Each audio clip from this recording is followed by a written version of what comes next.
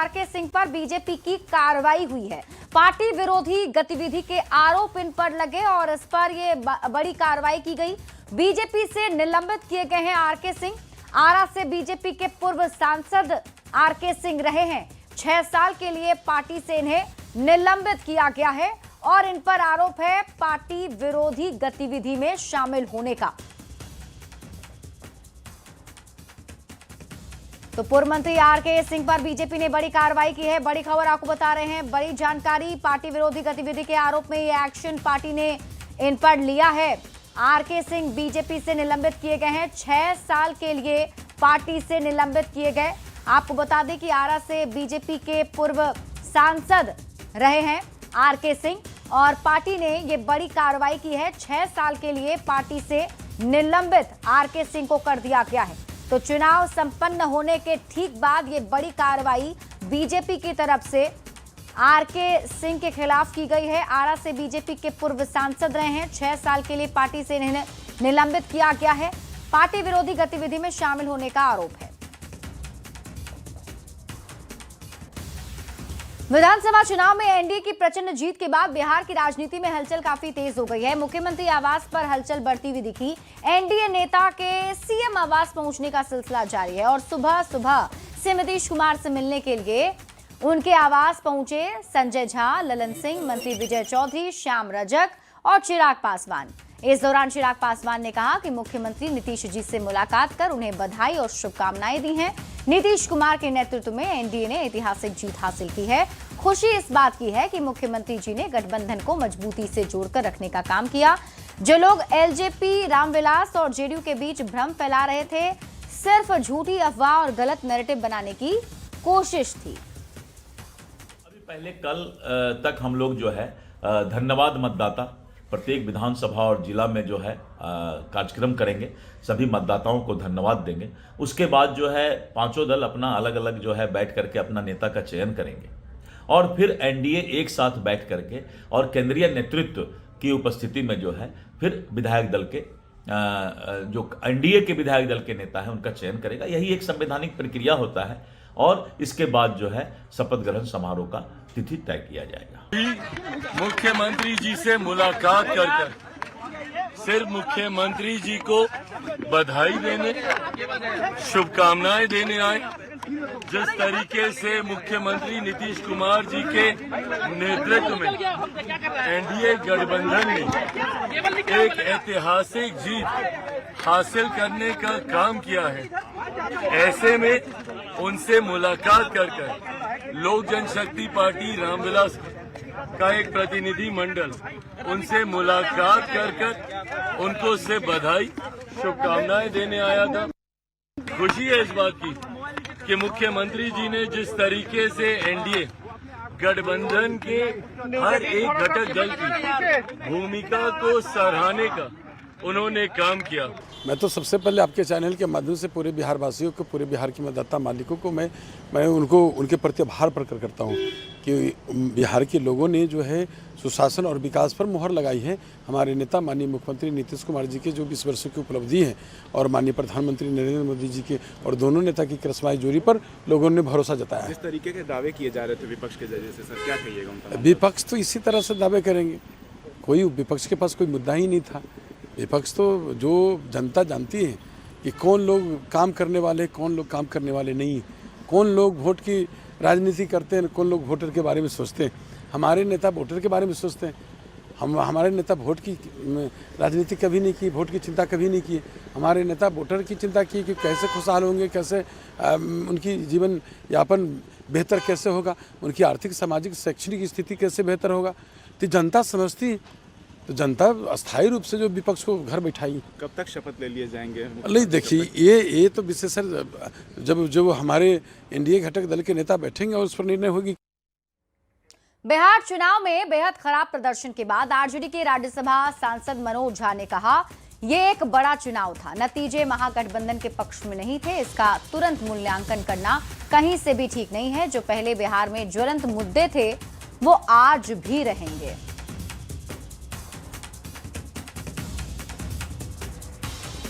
तो चुनाव नतीजे पर आरजेडी की प्रतिक्रिया सामने आई है। बिहार चुनाव में बेहद खराब प्रदर्शन के बाद आरजेडी के राज्यसभा सांसद मनोज झा ने बड़ा बयान दिया है।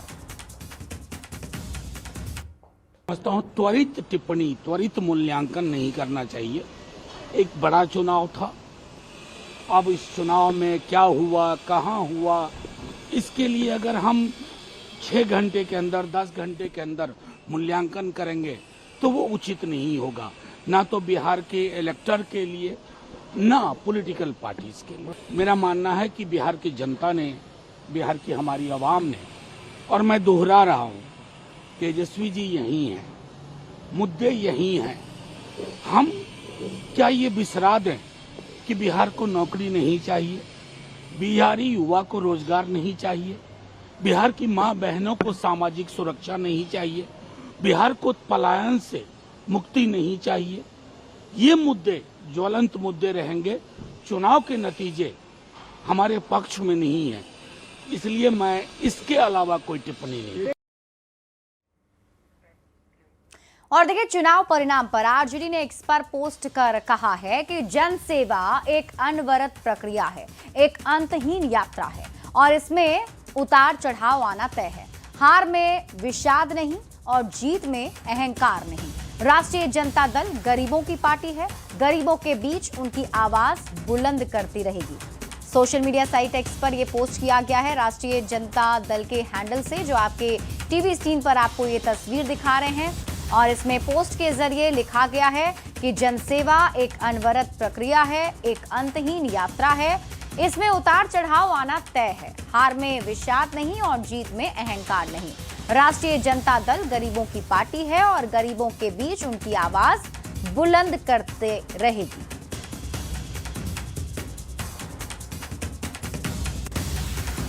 वहीं नतीजे आने के बाद से जनसुराज के संरक्षक और रणनीतिकार प्रशांत किशोर चुनावी मैदान में पूरी तरह से पस्त हो चुके हैं। भारी नुकसान हुआ है और ऐसे में प्रशांत किशोर की रणनीति, राजनीतिक भविष्य को लेकर भी सवाल उठने लगे हैं। सवाल यह कि भारी हार के बाद प्रशांत किशोर की क्या है रणनीति? क्या पीके अब राजनीति से किनारा करने वाले हैं? बिहार में जनसुराज का प्रोजेक्ट अब किस दिशा में जाएगा? पीके की अगली चाल क्या होगी? ये कुछ बड़े सवाल हैं। तो क्या पीके अब राजनीति से किनारा करने वाले हैं? बिहार में जनसुराज का प्रोजेक्ट अब किस दिशा में जाने वाला है? और प्रशांत किशोर क्या अब बिहार छोड़ देंगे? तो इन सवालों के बीच जनसुराज के राष्ट्रीय अध्यक्ष उदय सिंह ने कहा, हम चुनाव परिणाम देख रहे हैं और ये हमारे लिए एक सबक है कि हम अपने मतदाताओं को इतना आश्वस्त नहीं कर पाए कि वे हमें एक विकल्प के रूप में देखें। हम निराश नहीं हैं, हम इसी दृढ़ संकल्प के साथ काम करते रहेंगे। ना हम जेडीयू के कहने पर राजनीति में आए थे और ना ही उनके कहने पर हम राजनीति छोड़ेंगे। जब तक बिहार को नहीं बदलेंगे हम ऐसे ही चलते रहेंगे। जनसुराज ने एनडीए को प्रचंड बहुमत पाने के लिए बधाई भी दी है। चुनाव परिणाम को हम देख रहे हैं कि हम लोगों के लिए सीख है कि हम लोगों ने अपने मतदाताओं को उतना भरोसा नहीं दिला पाए कि वो हमको विकल्प के रूप में देखे, और जब अंत में वो डर गया कि आरजेडी की व्यवस्था न बन जाए तो वो एनडीए की तरफ शिफ्ट हो गया। लेकिन हम कहीं से भी हताश नहीं हुए हैं, हमें मालूम है क्या करना है और उसी मुस्तैदी के साथ, उसी संकल्प के साथ हम लोग अपने काम में लगे रहेंगे और आने वाले दिन में जो बिहार बदलाव की बात हमने की है उसको पूरा करेंगे। बिहार विधानसभा चुनाव के रिजल्ट आने के बाद से तेजस्वी के नेतृत्व को लेकर कई सवाल उठने लगे हैं। क्योंकि आरजेडी को भारी नुकसान हुआ है तो ऐसे में सवाल ये कि क्या आरजेडी करारी शिकस्त के बाद भी तेजस्वी पर भरोसा बनाए रखेगा? क्या तेजस्वी अभी भी विपक्ष का चेहरा बनकर रहेंगे? क्या रिजल्ट के बाद पार्टी में असंतोष खुलकर सामने आएगा?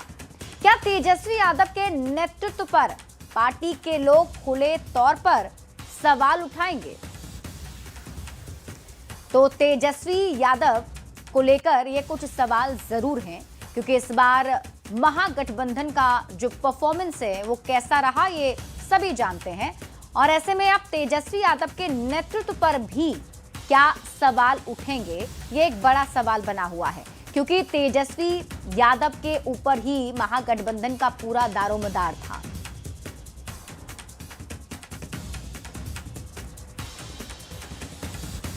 वहीं आरजेडी नेता मृत्युंजय तिवारी ने एनडीए की जीत पर बड़ा बयान दिया है। उन्होंने कहा कि बिहार में एनडीए की जीत चौंकाने वाली है, जिसकी उम्मीद ना एग्जिट पोल ने की थी, ना ही किसी ने सोचा था। उन्होंने कहा कि पार्टी नेतृत्व इसकी पूरी समीक्षा करेगा और ये जानने की कोशिश भी होगी कि ऐसे अप्रत्याशित नतीजे क्यों आए। आप लोग जीत को लेकर के बिहार की जनता पूरी तरह से आश्वस्त है कि जनता की जीत होगी और महागठबंधन की सरकार बनेगी, तेजस्वी यादव जी मुख्यमंत्री बनेंगे। ये रात, आज की रात एनडीए के लिए भारी है और आज की रात ही विदाई है। कल से नया सवेरा आएगा। नतीजे सामने आने के बाद बिहार की सियासत में तरह तरह की चर्चाएं शुरू हो गई हैं। चर्चा ये हो रही है कि क्या आरजेडी को कांग्रेस ने बिहार में फंसा दिया। आरजेडी कैंप में भी ये सवाल जोर पकड़ रहा है। सवाल ये भी पूछे जा रहे हैं कि कांग्रेस ने सीटें ज्यादा ली और प्रदर्शन सबसे खराब रहा। क्या आरजेडी इसे गठबंधन की सबसे बड़ी गलती मान रहा है? क्या अब आरजेडी कांग्रेस गठबंधन बरकरार रहेगा? ये कुछ सवाल हैं जो अब उठ रहे हैं, क्योंकि बेहद ही खराब परफॉर्मेंस कांग्रेस का महागठबंधन के अंदर देखने को मिला है। तो अब राजनीति में अलग अलग चर्चाएं भी शुरू हो चुकी हैं। और इसी के साथ यहां रुक रहे हैं एक छोटे से ब्रेक के लिए, जल्द लौटते हैं वापस।